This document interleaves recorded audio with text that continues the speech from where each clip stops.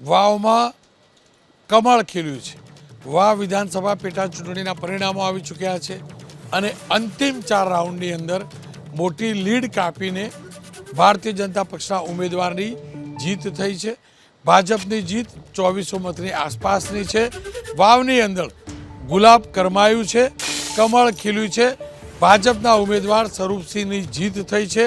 જ્ઞાનીબેનનો જાદુ જાજો નથી ચાલ્યો અને એટલે નથી ચાલ્યો કે લોકસભાની ચૂંટણી વખતે પણ વાવ બેઠક ઉપર કોંગ્રેસ પાછળ હતું અને લગભગ એટલી જ લીડથી કોંગ્રેસ હાર્યું છે।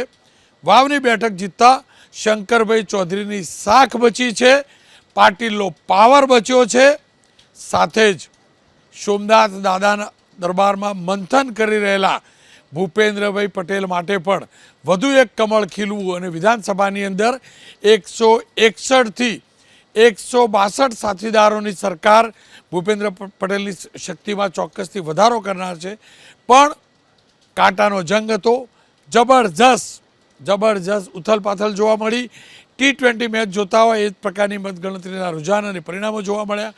અંતે ગુલાબસિંહ હાર્યા છે એ ચોક્કસ છે। ગુલાબસિંહ જે પ્રકારે ચૂંટણી લડ્યા છે તેમને દિલ જીત્યું છે, કમળ ખીલ્યું છે, પણ સુવાસ ગુલાબની ચોક્કસ છે। કારણ કે ગુલાબસિંહ પોતે થરાદના ઉમેદવાર હતા અગાઉ અને આ વખતે વાવથી લડતા હતા, પરંતુ ગુલાબસિંહને જ્ઞાનીબેનનો પણ સાથ મળ્યો, ઠાકરસિંહભાઈનો પણ સાથ મળ્યો। માવજીભાઈ અપક્ષ હતા, એ જ એમની માયા જાજી ફળી નહીં અને કદાચ એ જ કારણ છે કે વાવમાં કમળ ખીલ્યું છે। ખેર, ત્યારબાદ જે પ્રતિક્રિયાઓ આવી છે એ જોઈ લઈએ। કારણ કે ગુજરાત ભાજપે જશ્ન મનાવ્યો છે, વાવ જીત્યા અને મહેસાણામાં મયંકભાઈએ ફટાકડા ફોડ્યા, એ જ બતાવે છે ભાજપને એક જીતની દરકરાર હતી, એ જીત મેળવી લીધી છે। તમામ સમાજનો 18 આલમનો હું આભાર માનું છું। અમારા મોદી સાહેબ, શાહ સાહેબ, અમિતભાઈ શાહ સાહેબ, નડ્ડાજી સાહેબ, અમારા CR પાટીલ સાહેબ, અમારા CM સાહેબ, શંકરભાઈ સાહેબ અને અલ્પેશભાઈ સાહેબ અને વાવ વિધાનસભાના તમામ મંડળના તમામ હોદ્દેદારોનો, પ્રજાજનોનો, 18 આલમનો અને તમામ જે લોકો બહારથી અમારા પરિવાર ભારતીય જનતા પાર્ટીના પરિવારના લોકો જે આશીર્વાદ આપવા આવ્યા હતા એમનો તમામનો હું દિલથી આભાર માનું છું। આ 18 આલમે જે આશીર્વાદ આપ્યા છે અને 18 આલમનો હું આભાર ખૂબ માનું છું। ખેડૂતો માટે સિંચાઈના પાણીના પ્રશ્નો હોય, રોજગારીના પ્રશ્નો હોય અને જે બાકી નાના મોટા કામ છે તમામને કામોને પ્રાધાન્ય આપું છું। પ્રથમ તમામ કામોમાં પાણીના સિંચાઈનું કામ હોય, રોડ રસ્તાનું કામ હોય, અન્ય તમામ કામોને પ્રાધાન્ય આપું છું। લોકોનો ચુકાદો છે 1500 વોટ જેટલો ડિફરન્ટ રહ્યો છે અને જ્યાં અમારે ક્યાંક ખામી રહી ગઈ છે આયોજનની અંદર, મતદાન કરાવવાની અંદર, એ ક્યાંક ને ક્યાંક અમારી તૂટીના લીધે અમે ચૂંટણીની અંદર અત્યારે પાછળ છે 1000 વોટે અને લોકો જે ચુકાદો આપ્યો છે અમે સ્વીકારીએ છીએ અને આગામી સમયમાં આનું અમે સમીક્ષા કરશું કે ક્યાં અમારી ખામી રહી ગઈ। જે રીતે શરૂઆતથી જ આગળ હતા અને ભાભરની અંદર જે અમારી ગણતરી કરતાં થોડાક ભાજપને વધુ વોટ મળ્યા છે અને બાકી તો દરેક જગ્યાએ ખૂબ સરસ રીતે મદદ। દેખો, નોટા અને અલગ જે છે એના પણ ખૂબ અહીંયા 10,000 કરતાં ઉપર વોટ ગયા છે। મારો નંબર પહેલાં ઉપર હતો અને નોટાને લગભગ 3500 જેટલા વોટ છેલ્લે હોય છે, એટલે એની અંદર પણ કદાચ વોટ ગયા છે, એ પણ અમારું નુકસાન થયું છે। એક ગણતરી એવી હતી કે માવજીભાઈ ભાજપના વોટ બગાડશે એની જગ્યાએ કોંગ્રેસના બગાડે એવું માનો તમે? હવે તો સમીક્ષા કરશું એટલે ખબર પડે અમને। જે વાયદા આપ્યા કામો માટેના એ કામો પૂરા કરે અને સમગ્ર અમારું સંગઠનથી કરીને બધાએ જ ખૂબ મહેનત કરી છે। આ જે ધારણા કરતાં થોડાક જ ઓછા પહેલાંથી કરીને અમે ક્યાંક રહી ગયા છીએ, પણ એ આવનાર સમયની અંદર જે કાંઈ નાના મોટા એનું એનાલિસિસ કરીને જે એમાં ક્ષતિઓ રહી ગઈ છે એ આવનાર સમયમાં ન રહે એના માટેના અમે પ્રયત્નો કરીશું।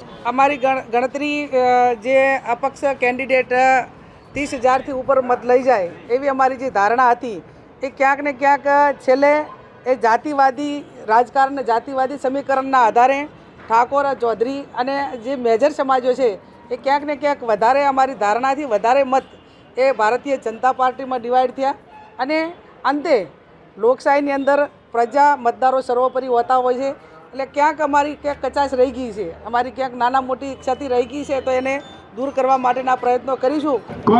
કોંગ્રેસના સાથી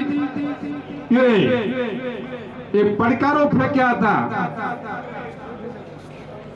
કે પાટીલનો પાવર નહીં ચાલે. મિત્રો, અમારા પાટીલ સાહેબ પ્રદેશ અધ્યક્ષ છે, અમારા સન્માનીય નેતા છે, એ ક્યારેય પાવર કરતા નથી. પાવર તો અમારા ભારતીય જનતા પાર્ટીના કાર્યકર્તાનો છે, વાવની જનતાનો પાવર છે. અને કોંગ્રેસને વાવની જનતાએ, ભારતીય જનતા પાર્ટીના કાર્યકર્તાઓએ પાવર વટાડી દીધો છે.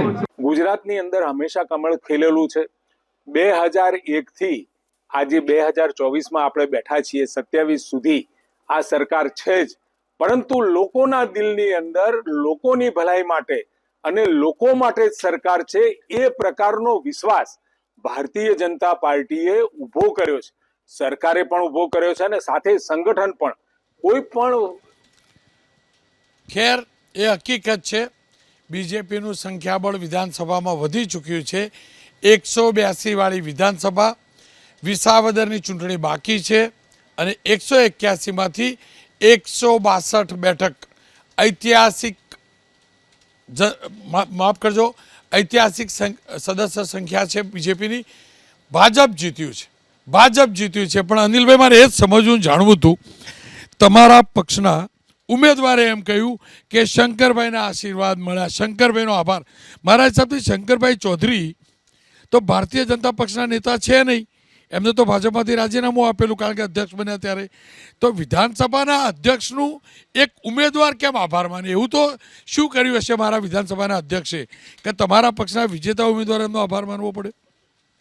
નહીં, અમારા વિજેતા ઉમેદવારની જે મેં બાઇટ સાંભળી, એમાં એમણે સૌ પ્રથમ તો એવું કીધું કે 18 વર્ણનો આભાર, વાવની જનતાનો પણ આભાર, સુઈની જનતાનો પણ આભાર અને ભાભરની જનતાનો પણ આભાર.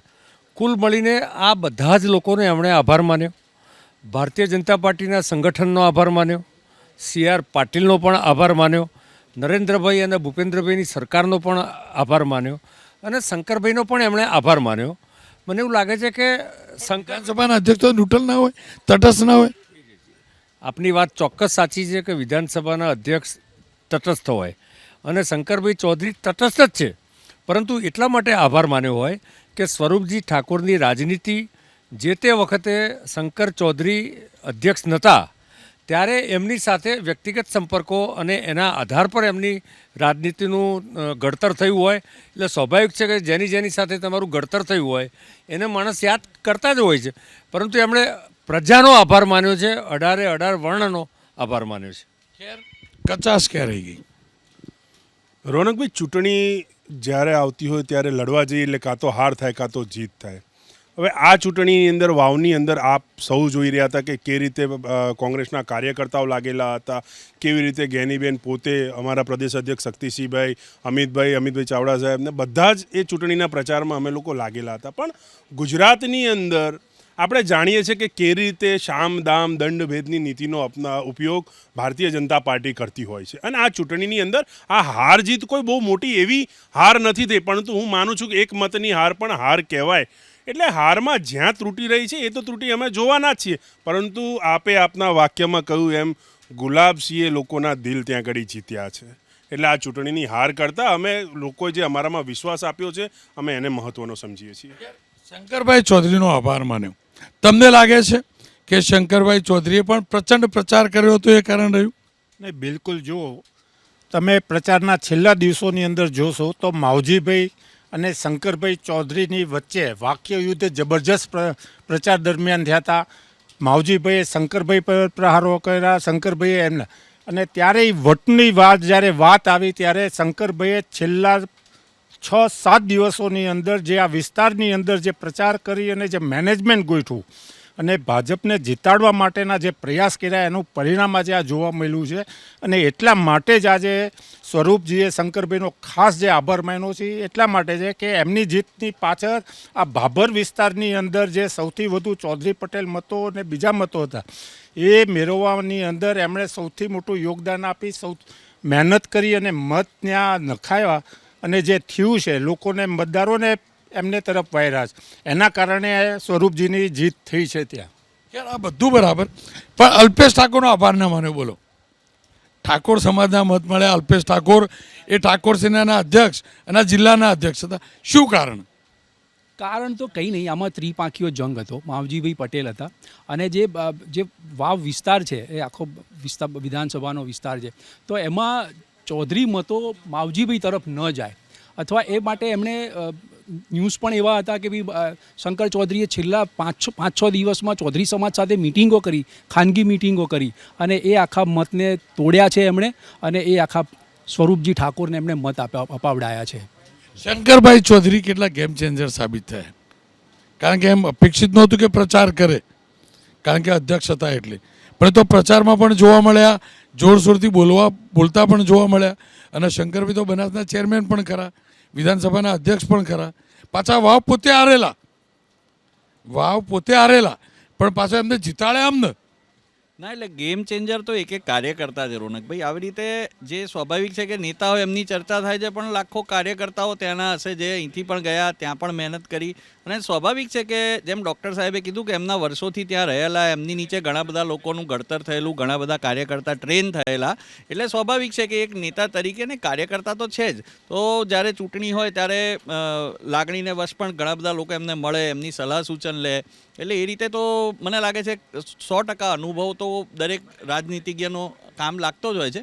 પણ આઈ ડોન્ટ થિંક કે ગેમ ચેન્જર તો એક સામાન્ય અમારો બૂથનો કાર્યકર્તા પણ હું એને ગેમ ચેન્જર માનું છું. શંકરભાઈનું ભાષણ પણ તો જબરજસ્ત હતું, જબરજસ્ત હતું. ચૌધરી સમાજનું ઉદ્દેશન કરી વર્ષોથી અમારી જોડે કામ કરતા ખૂબ જ વરિષ્ઠ નેતા અને કાર્યકર્તા છે, એટલે સ્વાભાવિક છે એમનો અનુભવ. મેં આપને કીધું ને, એમના અનુભવથી ઘણા બધાને લોકોને માર્ગદર્શન મળ્યું છે. એમને ઘણા બધા નેતા પણ એ ક્ષેત્રમાં બનાવ્યા હશે કે યુવા મોરચાથી લઈને વર્ષો સુધી એમની સાથે એમને કામ કર્યું. એટલે મને લાગે છે કે આ ચૂંટણીમાં કામ કર્યું, કેવું કામ કર્યું?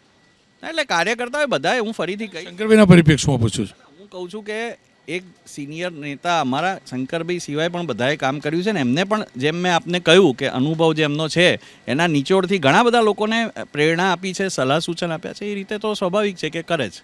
ખેર, વાવની વાત થઈ ગઈ. વાવ ઉપરથી સ્પષ્ટ છે 162 બેઠક ભારતીય જનતા પક્ષની રાજ્ય વિધાનસભામાં છે, પણ કરમની કઠણાઈ જોજો, આજે પણ વિસાવદર પાસે ધારાસભ્ય નથી.